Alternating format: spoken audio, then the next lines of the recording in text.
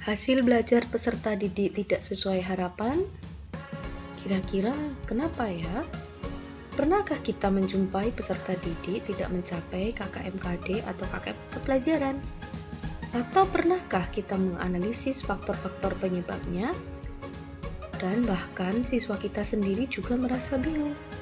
Padahal dia sudah mempelajari yang diajarkan oleh guru.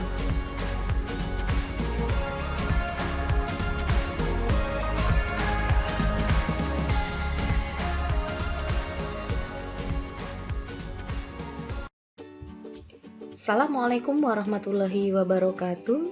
Saat ini kita akan belajar bersama-sama tentang persiapan merancang pembelajaran. Saat ini baru step pertama. Oleh saya, Dwi Riastuti. Tujuan kali ini ada dua, yaitu guru mampu menyusun silabus dengan benar, guru mampu menyusun RPP dengan benar. Semangat!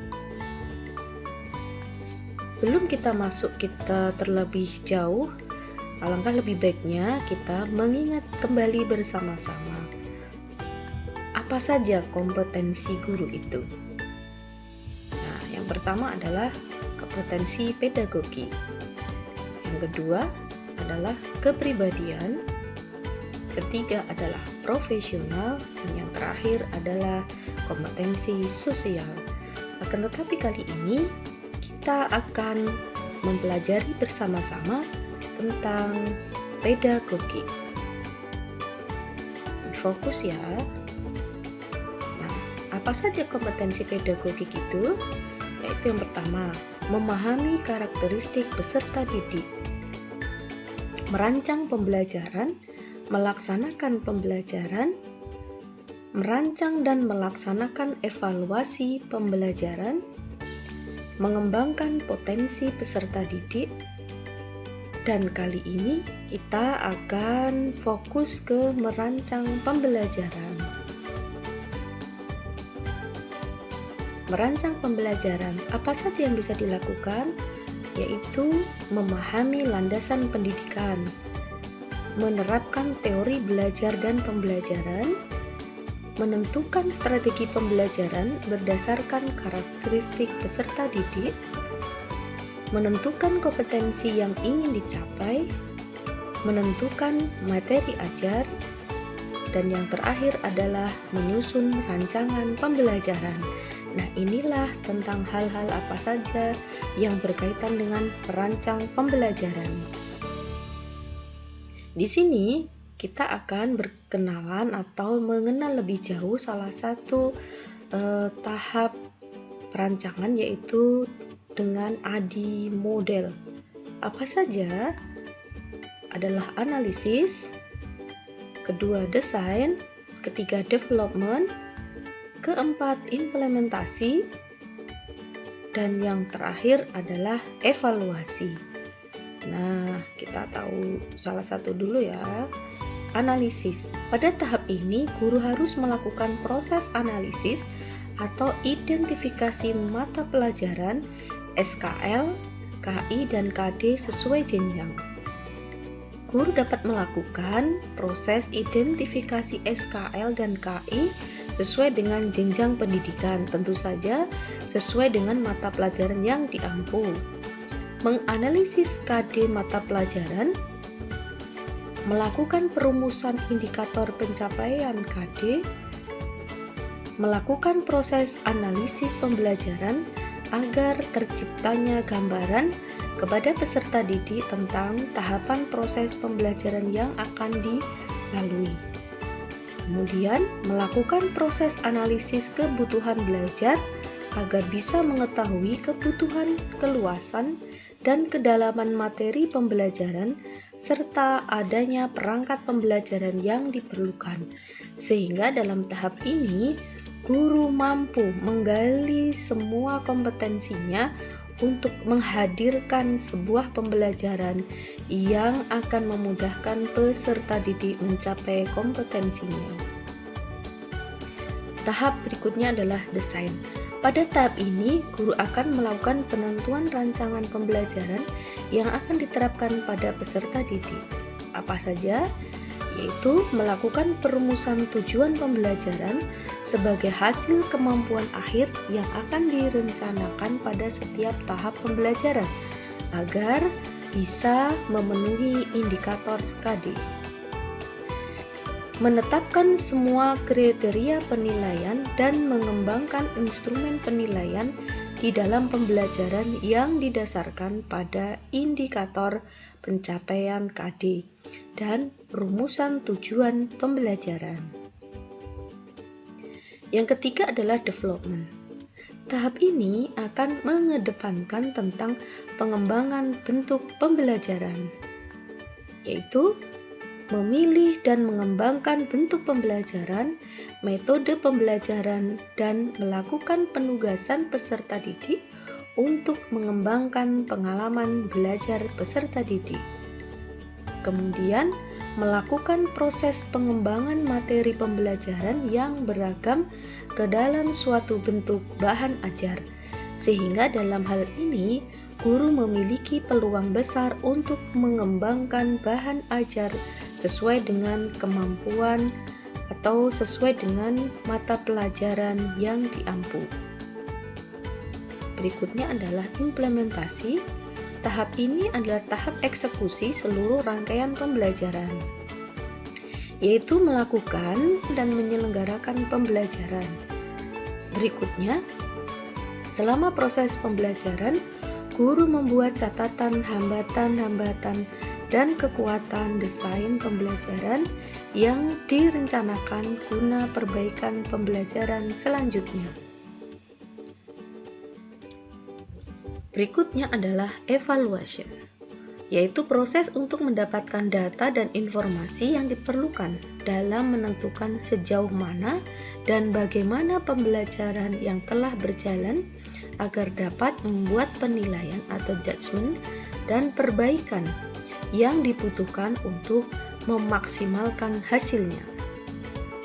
Ini ada tes sumatif dan tes formatif. Jenis, teknik, bentuk, dan instrumen tes disesuaikan dengan kebutuhan dan indikator yang akan dicapai. Komponen silabus. Coba perhatikan potongan dari bagian silabus berikut. Nah, komponen silabus itu mencakup minimal 10 komponen. Apa saja kita perhatikan. Pertama, menyebutkan SMP berarti adalah satuan pendidikannya mana. Kemudian mata pelajaran, kompetensi inti. Yang keempat adalah kompetensi dasar. Yang kelima ada materi pokok. Keenam adalah IPK atau indikator yang nanti akan kita bahas di step 2. Ketujuh adalah kegiatan pembelajaran. Kedelapan penilaian. Kesembilan adalah alokasi waktu. Dan yang ke-10 adalah sumber belajar. Nah, ini adalah komponen minimal yang harus ada di dalam silabus. Nah, pengembangan RPP. Saat ini guru-guru dihadapkan dua pilihan tentang pembuatan RPP, yaitu yang RPP 13 komponen atau yang 1 lembar. Nah, ini tergantung pada Bapak Ibu guru semua.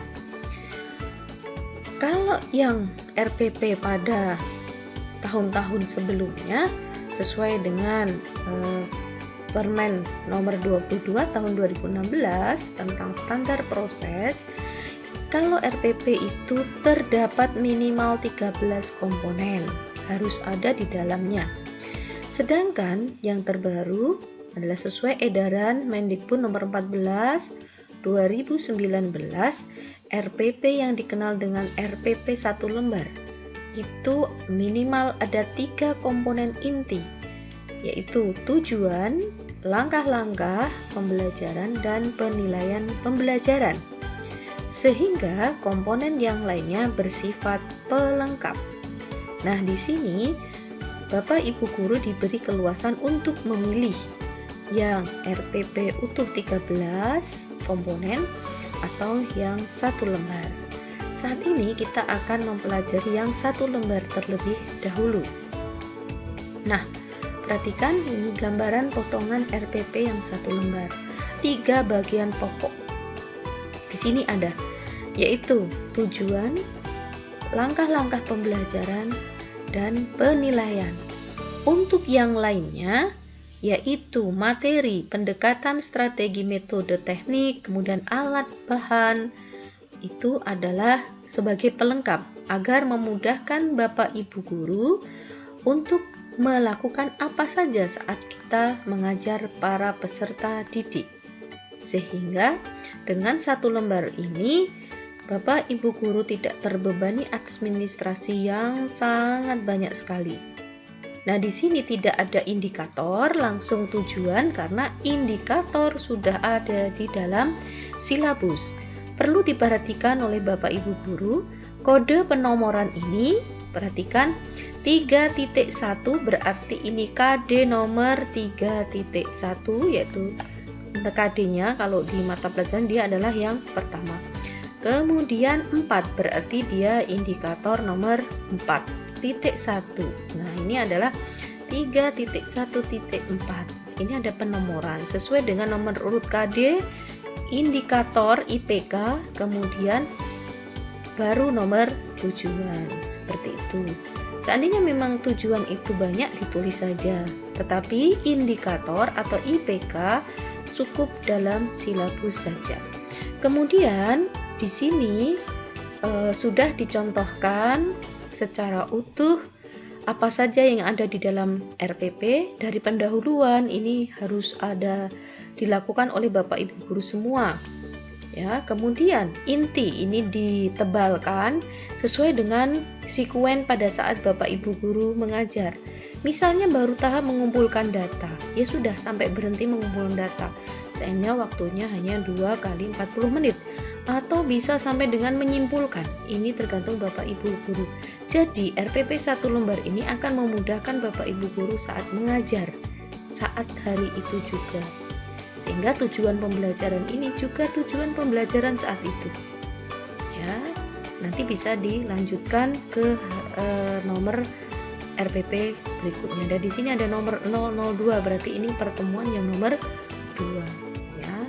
Kemudian Bapak Ibu yang harus penting adalah guru selalu memasukkan pengalaman belajar profil pelajar Pancasila.